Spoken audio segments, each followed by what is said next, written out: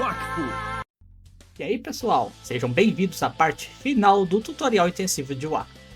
Até aqui já vimos toda a base do jogo, desde funcionamento de feitiços, tipos de danos, até de mecânicas específicas como redirecionamento de dano e redução de dano e tipo de invocações. Agora chegou o momento de dar o passo mais importante, entender a matemática e as técnicas avançadas que realmente vão definir o seu desempenho em combate. Neste vídeo, vamos abordar no capítulo 3, EHP, que é a eficiência de HP, o aumento de dano, a redução de dano, a retirada de resistência, o aumento das curas, a diminuição das curas e, para finalizar, as costas e os críticos nem sempre causam mais dano. E no capítulo final, no capítulo 4, iremos falar sobre a linha de visão, o posicionamento, a visão de jogo e os arquétipos. Mesmo que você não goste muito de cálculos, eu prometo deixar tudo o mais claro possível, porque entender esses conceitos é o que separa quem apenas joga de quem realmente domina o jogo. Como passaremos por muito Theorycraft, que é a base matemática do jogo, irei deixar uma gameplay de fundo e quando for relevante mostrar alguma coisa, eu irei mostrar detalhadamente, junto com a explicação. Vamos começar! No aspecto defensivo de um personagem, pode ser tentador concentrar-se apenas nas resistências, mas não devemos esquecer os pontos de vida máximos, que são igualmente essenciais. Para entender a relação entre os dois, usamos o conceito de EHP, Effective Health Points, que representa o quanto de dano total o personagem consegue suportar considerando suas resistências. A fórmula é bem simples, é o seu HP multiplicado por 100, dividido, entre parênteses 100, menos a sua porcentagem de resistência, fecha parênteses. Isso mostra que os pontos de vida e as resistências se multiplicam entre si em termos de defesa total. Vamos a um exemplo. Qual das duas opções oferece maior sobrevivência? 37.800 de HP e 86% de resistência? Ou 40.600 de HP e 84% de resistência? Pause o vídeo para pensar. Já pausou? Bom, acredito que sim. Apesar de ter menos vida, o primeiro caso é mais resistente. Vamos chamá-lo de EHP 1 e EHP 2. No caso 1, a gente foca no denominador, que é o entre parênteses 100 menos 86 fecha parênteses, que vai dar um resultado de 14.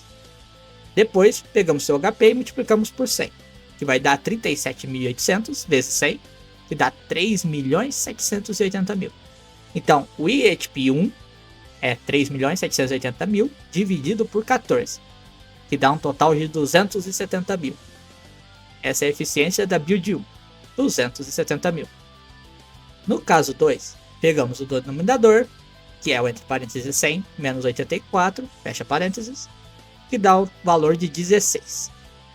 Depois pegamos seu HP e multiplicamos por 100, vai dar 40.600, multiplicando por 100, dá 4.060.000.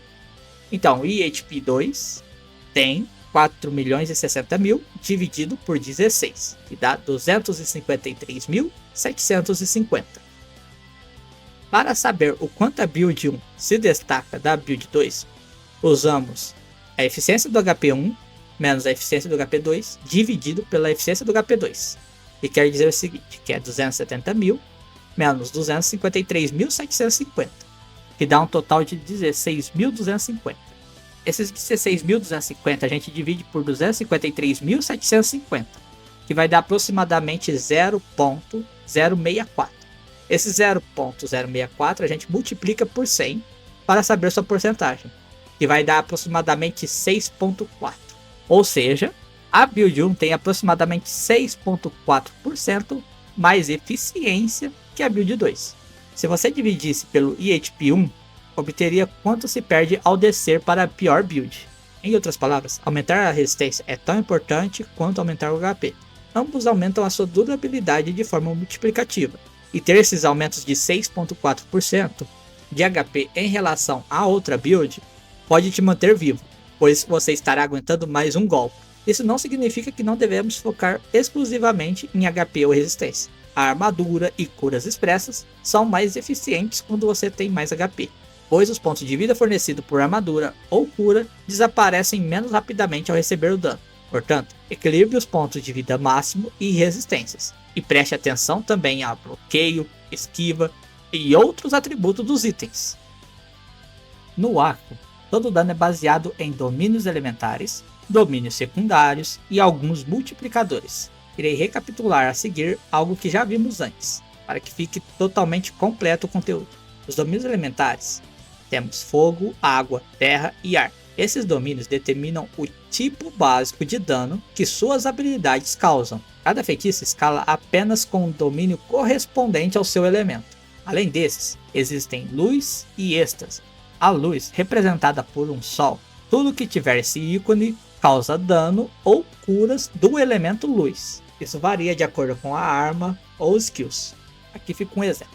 Se o seu personagem não possui feitiços de água, mas você define em seus equipamentos que o seu maior domínio elemental é água, você ainda poderá causar dano com armas ou feitiços que se baseiam nesse domínio. No êxtase, que é exclusivo dos steamers, ao entrar no modo exterminador, todas suas habilidades passam a causar dano no elemento da menor resistência do alvo, usando o maior domínio do personagem para calcular o dano. Se todas as resistências forem iguais, o jogo considera a ordem dos elementos na ficha do personagem, na tecla P, que é fogo, água, terra e ar. Os domínios secundários, exibidos na tecla P também, só se aplicam se suas condições forem atendidas. Por exemplo, um exemplo fictício, a gente possui 100 de domínio de fogo, 50 de água, 100 de terra, 70 de ar e 50 curta distância.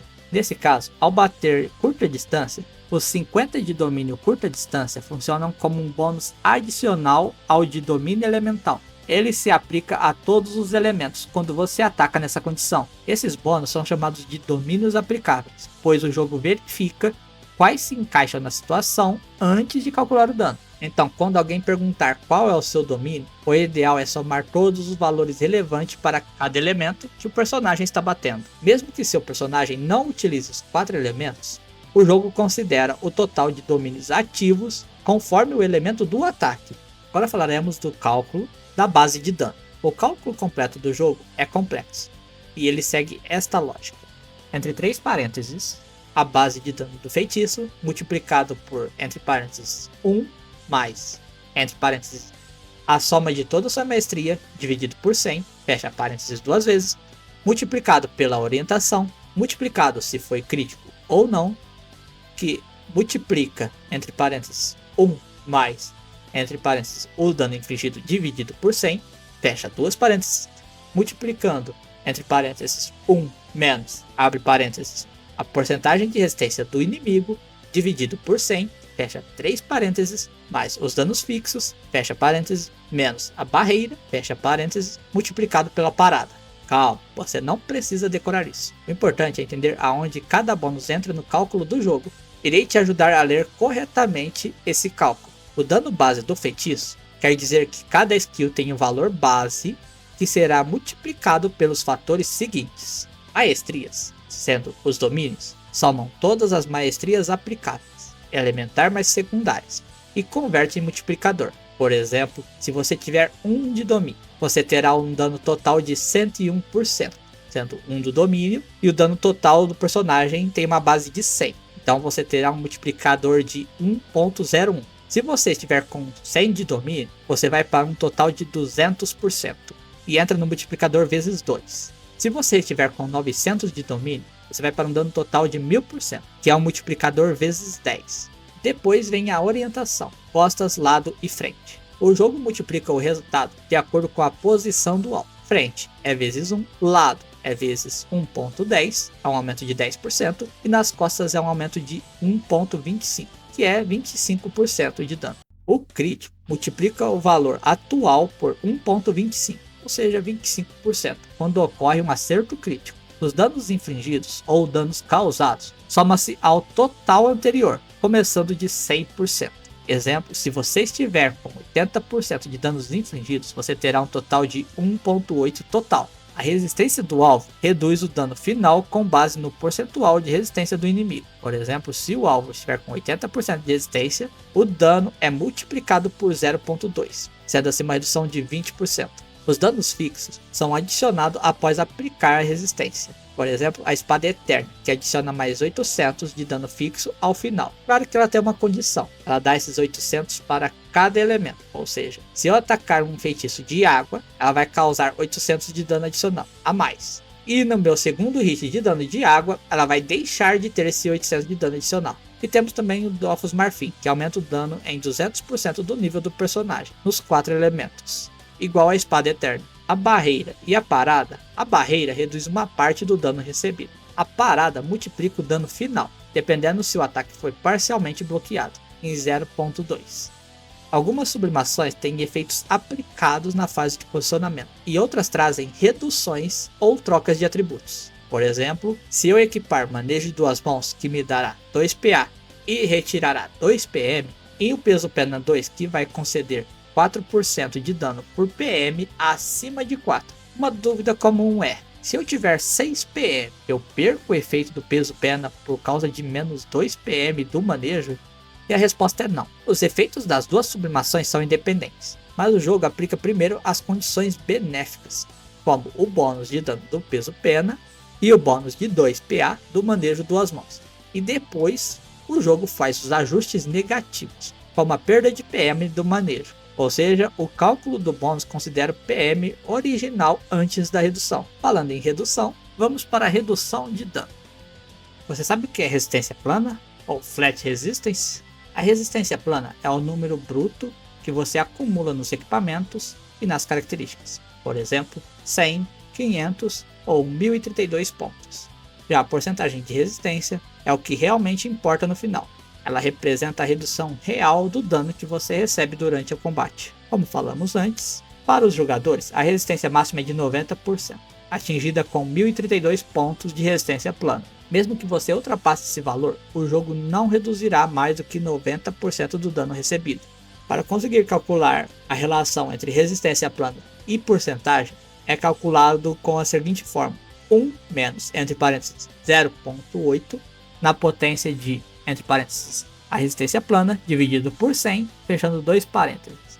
O que significa que, quanto mais resistência você tem, mais difícil fica ganhar 1% adicional. Por exemplo, é mais fácil ir de 0 para 20%, cerca de 101 de resistência plana, do que subir de 85 para 88, que também exige 100 de resistência plana, mas o ganho percentual é bem menor. Esta fórmula também funciona com valores negativos, quando há reduções de resistência aplicada por inimigos. A principal característica da fórmula é o que chamamos da regra dos 20%. A cada 100 pontos de resistência plana, o dano que você recebe é reduzido de cerca de 20% em relação ao que receberia antes. Essa é uma simplificação proposital feita pelos desenvolvedores, de forma intuitiva para entender o ganho de resistência sem precisar decorar fórmulas. No gráfico abaixo, você pode ver como o aumento de 100 pontos de resistência plana se comporta conforme o valor de resistência cresce. Perceba que, conforme a resistência aumenta, o ganho de porcentagem se mantém próximo dos 20%, mas começa a diminuir levemente devido à curva exponencial. No exemplo A, temos 1 de resistência plana, ou seja, 0% de resistência. Então, o dano recebido será de 100%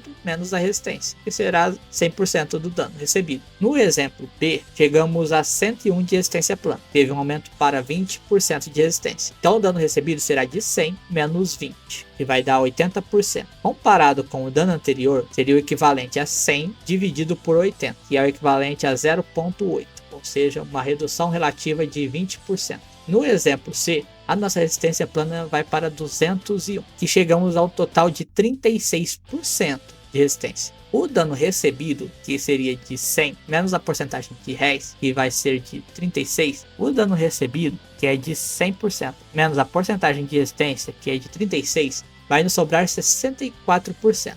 Comparado ao dano anterior, que seria de 80 dividido por 64, é igual a 0.8, que é uma redução relativa de 20% a menos de dano que a gente tomaria em relação à resistência anterior, de 20%.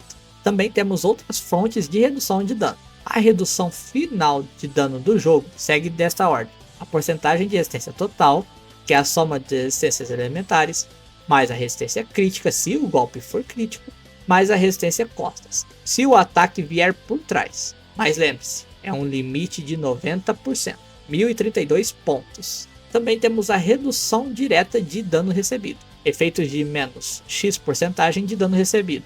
Geralmente é subtraído ao bônus de danos infligidos do atacante. A barreira reduz o dano em valor fixo e é aplicada após as resistências. A parada, se ativada, multiplica o dano restante por 0.8, que é uma redução de 20%. Com a sublimação especialista em paradas, o multiplicador cai para 0.68, ou seja, é uma redução de 32%. Em resumo, a cada 100 de resistência plana, reduz o dano em torno de 20% do que você deveria receber antes. Contudo, conforme a sua resistência cresce, os ganhos em porcentagens ficam menores, pois o sistema é exponencial.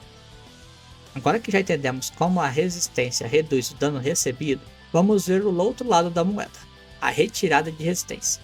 A retirada de resistência atua subtraindo diretamente o valor da resistência plana do alvo, que é a resistência plana base menos a retirada de resistência. Vou dar um exemplo prático. Imagine um inimigo com 80% de resistência, um valor muito alto e comum entre chefes de masmorras de levels mais elevados. De acordo com a tabela de relação entre resistência plana e porcentagem, 80% de resistência equivale a 744 de resistência plana. Nós usaremos o 744 de resistência plana como base, pois é justamente o ponto onde fica difícil quebrar a barreira dos 80%.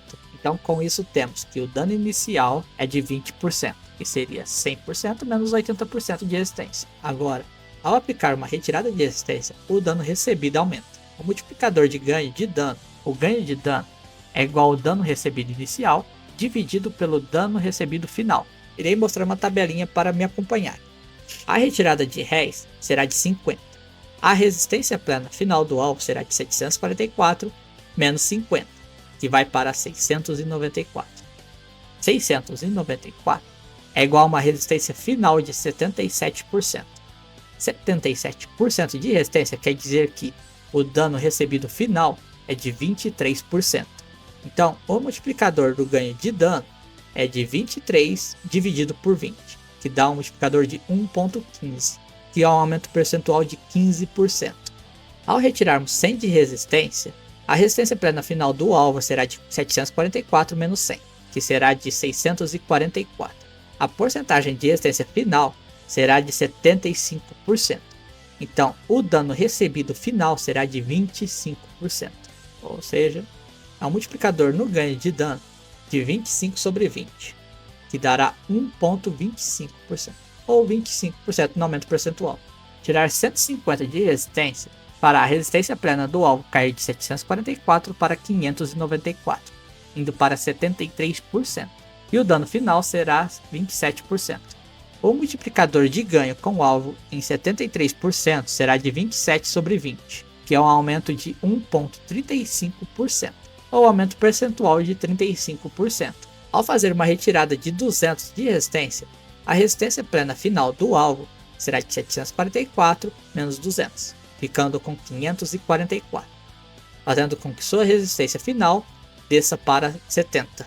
Então, o dano recebido final será de 30%. E o multiplicador do ganho de dano será de 30 dividido por 20, que dá um aumento de 1,5, ou 50% no aumento percentual de dano.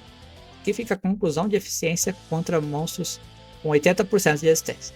Em comparação ao gastar PA do personagem, responsável por aumentar o dano em 20% ou tirar X valor da resistência. Ao subtrair 50 de resistência, há um ganho de 15% no dano. É menor que um bônus de 20% de danos infligidos garantido. Ao tirar 100 de resistência, há um ganho de dano no alvo de 25%, superando o bônus de 20%.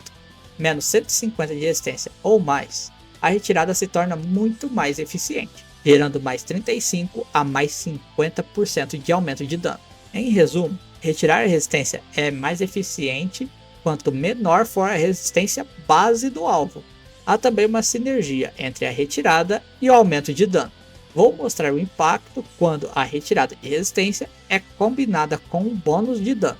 Suponha que seu personagem tem 1000 de domínio elementar e possui 110% de danos causados, e recebe 20% do aumento de dano de um aliado, e o alvo terá os 744 de resistência plana, ou 80%, mas será reduzido menos 200 de resistência plana, caindo para 70%. Como o alvo tem 70% de resistência, o dano recebido dele é de 30%, ou 0.3. Os seus danos totais é de 100 da base, mais 110% de danos causados do personagem, mais 20% de bônus do aliado. É um total de 230% de dano. É um multiplicador de 2.3. Agora faremos dois cálculos. Um com debuff de resistência ativo e outro sem o debuff nem o bônus de dano.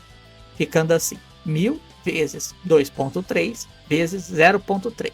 Dá um total de 690 de dano final. Calculando sem o debuff e nem o bônus, será de 1000 vezes 2.10 vezes 0.20, que dará um total de 420 de dano final. Em comparação, os dois, 690 dividido por 420 dá 1.64, sendo 64% o aumento de dano total. Mesmo com valores simplificados, neste capítulo eu quero que você perceba a força da sinergia entre a redução de resistência e o aumento de dano. Nesse exemplo, o combo gerou um aumento de 64% de dano real, apenas com base em domínio e a resistência do alvo, sem considerar outras variáveis como crítico, maestrias secundárias e outros bônus.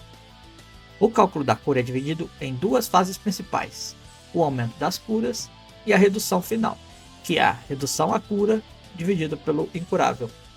Nesta fase, determinaremos o valor bruto da cura que o feitiço aplicará antes de qualquer redução defensiva. Eu prometo que está acabando as fórmulas. A fórmula principal é a base do feitiço, que multiplica entre parênteses 1 mais a soma dos domínios relevantes, dividido por 100, fecha parênteses, multiplicado se foi crítico ou não, que multiplica entre parênteses 1 mais, abre parênteses, a porcentagem de curas realizadas, mais a porcentagem de curas recebidas do alvo, fecha parênteses, dividido por 100, fechando parênteses. Vamos entender esses multiplicadores. A base do feitiço é a força de curar do feitiço. A soma dos domínios relevantes é o domínio elemental para fazer a cura, os domínios secundários se aplicáveis, corpo a corpo ou distância, dependendo da posição em relação ao alvo central da skill, Berserker se estiver com HP abaixo de 50%, crítico se der crítico, e a cura, para efetuar a cura. As curas críticas recebem um bônus fixo de vezes 1.25, ou 25%.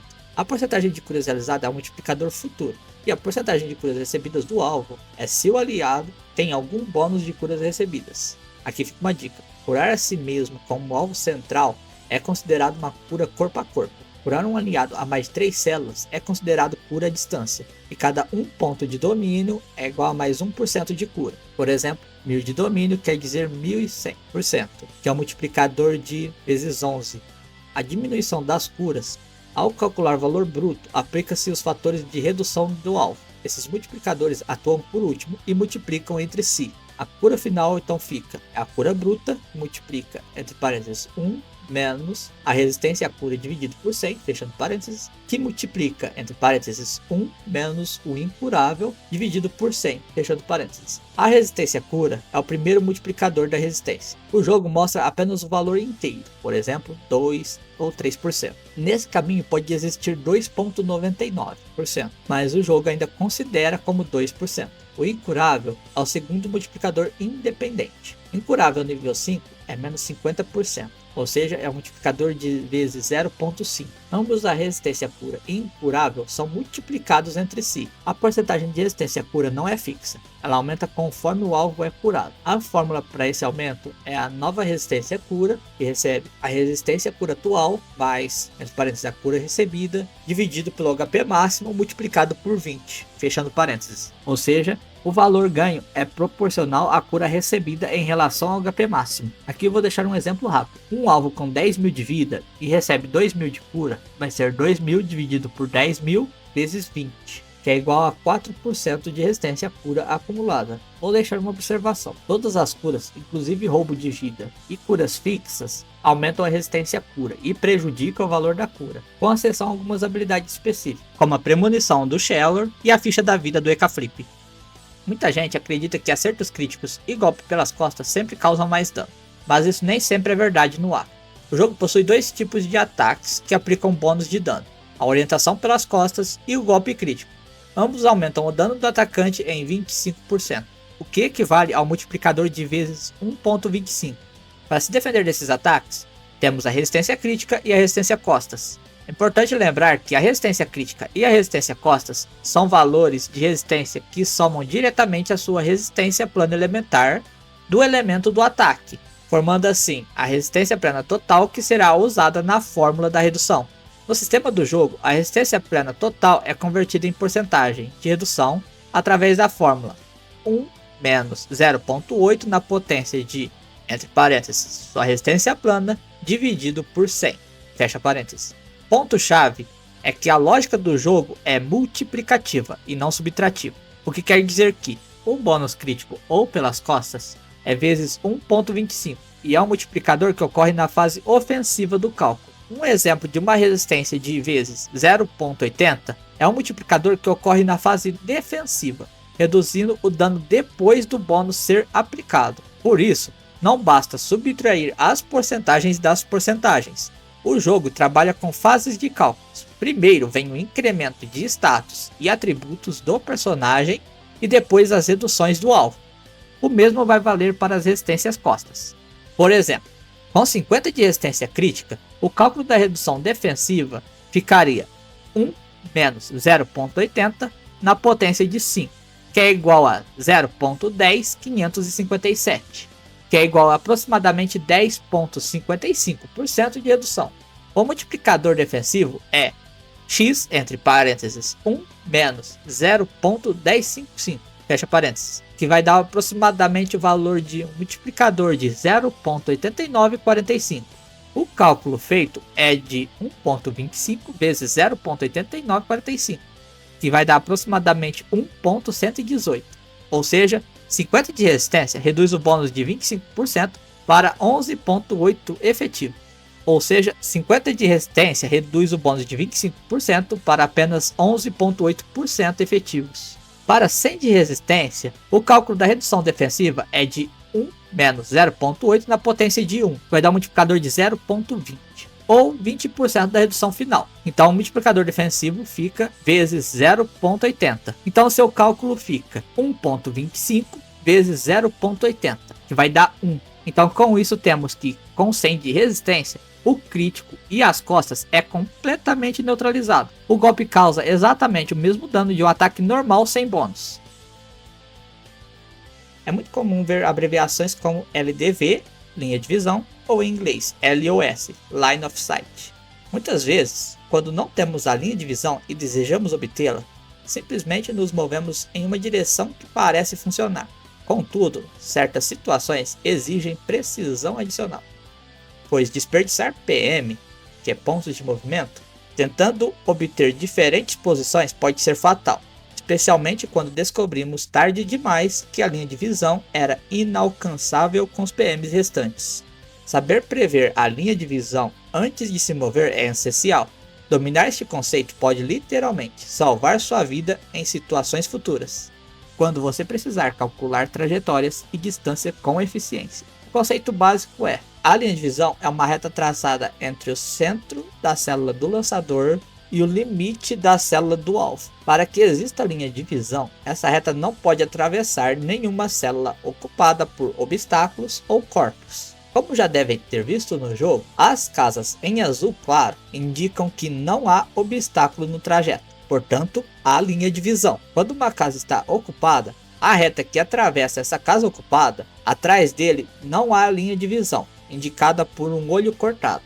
Aí aqui fica uma observação importante: personagens ou inimigos com estado de transparente não bloqueiam a linha de visão, e não é possível pôr esse estado em uma parede do cenário. Algumas classes podem fazer com que os corpos de invocações ou mecanismos não tenham nenhum bloqueio de visão, e também temos algumas habilidades de personagens que passam por obstáculos ou corpos, se a skill delas estiver com a nomenclatura do olho com um X no lugar da íris.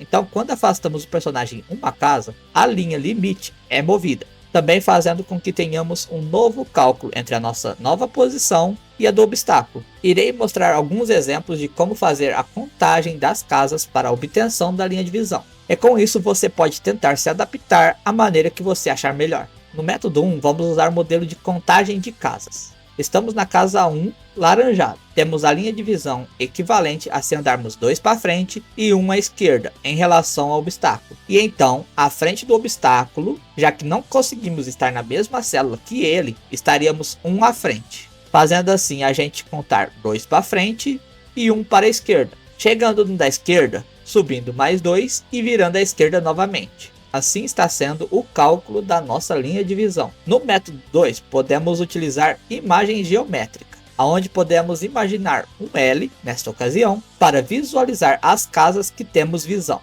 E eu tenho uma informação muito importante. Como vocês já devem ter percebido, temos um limite diagonal separando as orientações, como frente, lado e costas. Esses limites diagonais são considerados o menor bônus de orientação. Por exemplo, o limite diagonal entre frente e lado é considerado frente, e o limite diagonal de lado e costas é considerado lado. Depois de entender a linha de visão básica, é hora de dominar o posicionamento estratégico para lançar feitiços através de vãos estreitos, e para isso, nessa etapa, iremos utilizar o bestiário do NES. E aqui fica o meu agradecimento ao NES por ter feito uma ferramenta muito útil para a comunidade. O conceito central seria encontrando a casa perfeita, que é uma célula acessível que está exatamente na linha de visão estreita ou quase colada de um obstáculo. Para encontrá-la, você deve imaginar uma simetria usando o canto do obstáculo como espelho. Agora vamos passar por um exercício, para que entendam a importância do posicionamento. Vamos imaginar o seguinte cenário. No bestiário do NES, as casas vermelhas vão representar os capangas do chefe. E a casa em destaque é onde o próprio chefe está. Esse chefe já está com pouca vida, mas ainda vai demorar 2 turnos para morrer. Isso significa que você atacará primeiro e depois os monstros vão agir. Então só assim o chefe faz sua jogada. A jogada do chefe será ficar parado. Esse é apenas um exemplo hipotético, usado para facilitar o entendimento da visão do personagem em relação ao alvo. Caso o personagem esteja muito próximo, a curta distância, você pode ignorar essa diferença de visão. O importante aqui é entender o cálculo por trás da situação, o que muda se o personagem estiver corpo a corpo com o alvo. E os capangas terão 5 PMs e você terá apenas 2. No seguinte cenário, qual seria a casa que você se posicionaria? Pause o vídeo ou escreva nos comentários. Irei dar um tempinho. Bom, aqui você pode se movimentar para 4 direções. Se você escolheu esta casa, você está certo. Irei explicar o porquê. Como vimos antes, os monstros vão andar 5 casas. Irei marcar elas para facilitar. Como mencionei antes, o nosso personagem terá 2 PM. Ao usar para ir para a esquerda, podemos atacar o alvo e assim recuar mais uma casa, fazendo com que fiquemos protegidos. Nas demais casas, irei estar reposicionando o personagem para que possam ver que não teríamos acesso ao chefe. A visão de jogo é a habilidade de analisar o campo de batalha como um todo, prever jogadas futuras e tomar decisões estratégicas com base nas posições, estados e recursos de todos os combatentes.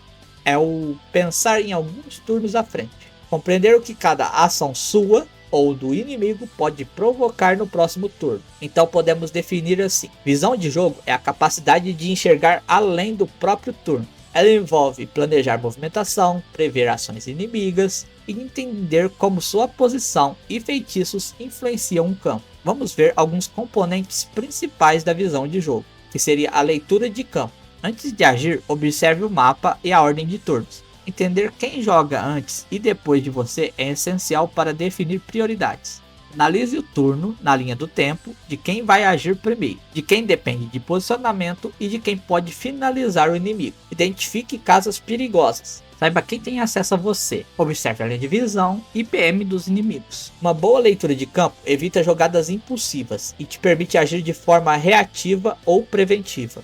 Controle de espaços. O campo de batalha é um tabuleiro vivo. Dominar o espaço é essencial. Mantenha uma distância segura ou da zona de pressão conforme a classe e sua função. Posicione-se de forma que potencialize seus aliados, seja com buffs, com curas em áreas, proteções e vários outros. Use obstáculos e aliados como cobertura, mas com bom senso. Bloqueie as linhas de visões e movimentos dos inimigos, mas sem atrapalhar de seus aliados. O bom posicionamento garante um dano muito eficiente, uma boa proteção e uma sinergia no time.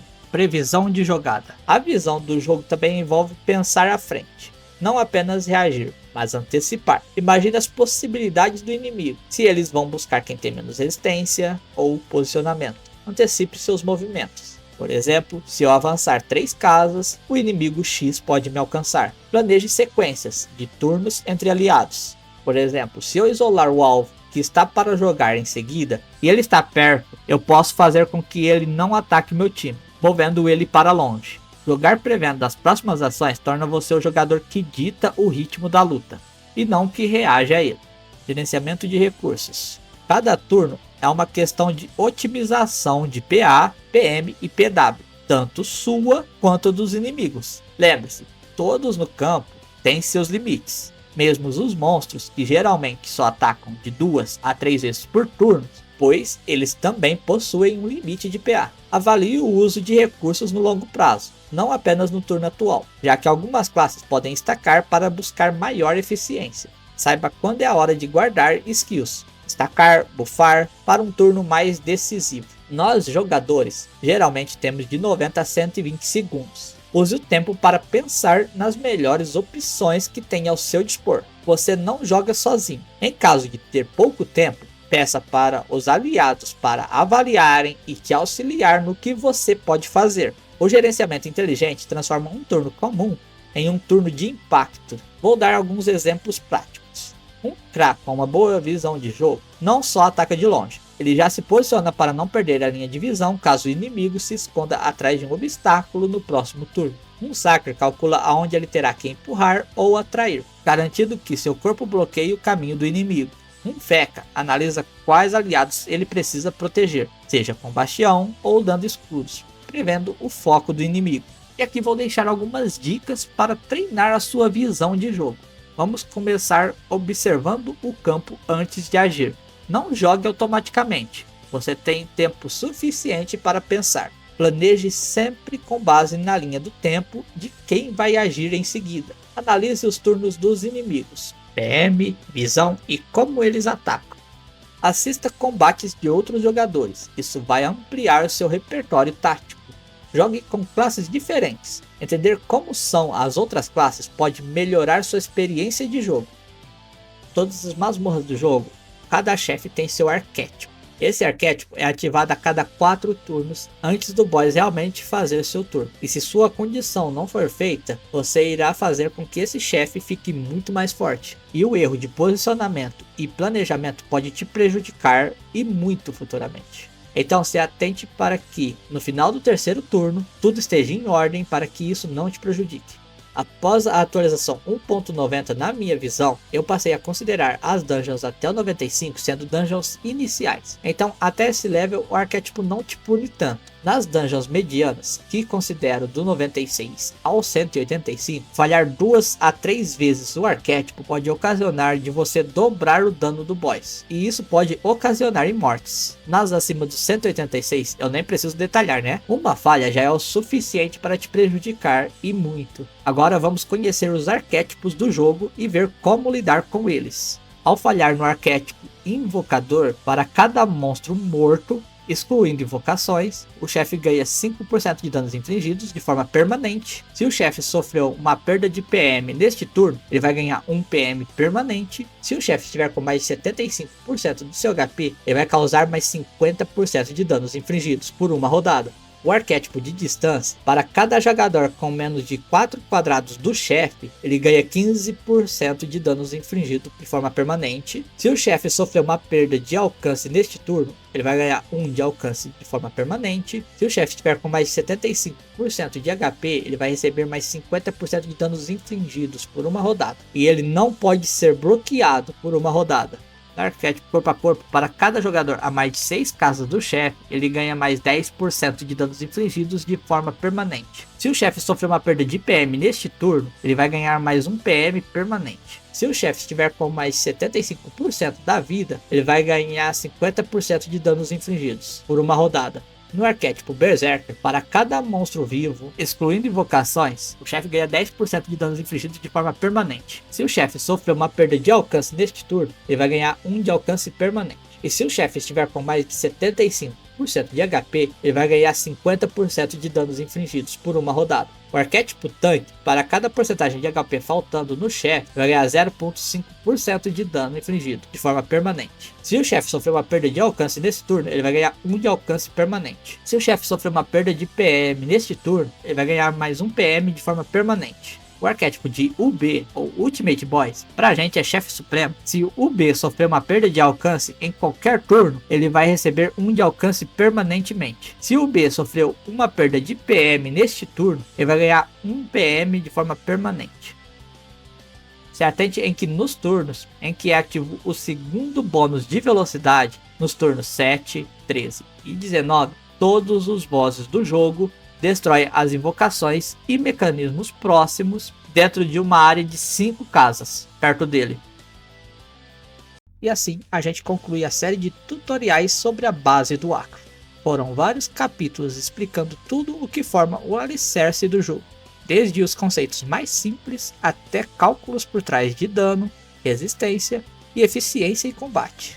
A ideia era te dar uma visão completa do que realmente acontece por trás das lutas, para que você possa jogar com consciência, entender suas skills e tomar decisões mais estratégicas. Mas claro, isso é apenas o começo. A partir daqui, o foco vai ser em conteúdos mais práticos e aprofundados, mostrando como aplicar tudo isso que vimos até aqui na prática, com exemplos reais, análises de classes e situações de jogo. Sei que ainda faltaram algumas coisas que se encaixariam no tutorial, que deixei para trás, e que também são importantes. Mas isso veremos quando eu falar sobre cada classe. Se aprendeu muita coisa nova, deixa o like, se inscreve no canal e compartilha com seus amigos que não sabem dessas coisas e comenta o que você mais curtiu ou quer ver nos próximos vídeos. O feedback de vocês ajuda muito a direcionar o conteúdo daqui pra frente. Obrigado por acompanhar e bora pro próximo ciclo, porque o aprendizado no mundo dos 12 nunca para.